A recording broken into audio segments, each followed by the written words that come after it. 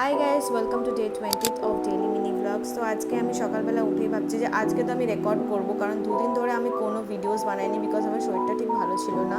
তারপর আজকে চলে যাই আমি আমাদের আন্টির মন্দিরে, আর আমাদের যে তার পেছনেই জায়গা আছে, তো সেখানে দেখো কত বেল গাছে বেল হয়েছে আর জাস্ট ওয়াও লাগছিল।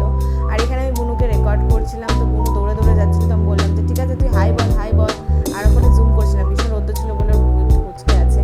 তো তারপর আমি ফাইনালি মুভির জন্য বেরিয়ে পড়ি। আমার কোনো চান্স ছিল না যে আমি কোনো টিকিট পাবো কি না, কারণ হাউসফুল। আমি সানডে থেকে দেখার চেষ্টা করছি, হাউসফুল ছিল সেদিনকে।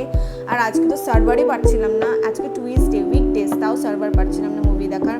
তো আমি একদম বাই চান্স এসেছি, যদি মুভির টিকিট পেলাম, না হলে আমি বাজার যাব, কারণ বাজারে আমার একটু ঠাকুরের ফুল আর প্রসাদ নেওয়ার ছিল। তো তারপর আমি টিকিট পেয়ে গেছিলাম, তো আমাকে 3D চশমা দিয়ে দিয়েছিল, কারণ নার্সিংহা মুভিটা যে সেটা 3D মুভি।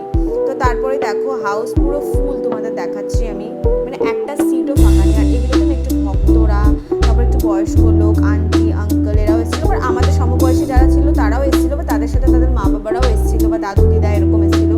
আর মুভিটার এই পার্টটা আমার বেস্ট লেগেছে। তো মুভির অনেক পার্টেই আমি কেঁদেছি, বাট এই পার্টটাতে আমি অনেকক্ষণ ধরে কেঁদেছিলাম বলে আমার পাশের যে আন্টি ছিল, সেই আন্টিটা আমাকে দেখে একটু মিচকি মিচকি হাসছিল। তারপর আমি ফুল আর প্রসাদ নিয়ে নিলাম বাজারে গিয়ে। আর মুভি আমি বাড়ি চলে এসেছি, দেখো মুভির রিভিউটা দিই। Movie was just worth watching, এরকম মুভি আমি 10 বার দেখতে রাজি আছি। And now I am waiting for Parashuram, যেটা সেকেন্ড পার্ট হবে, সেকেন্ড পার্ট কি নিউ রূপের হবে।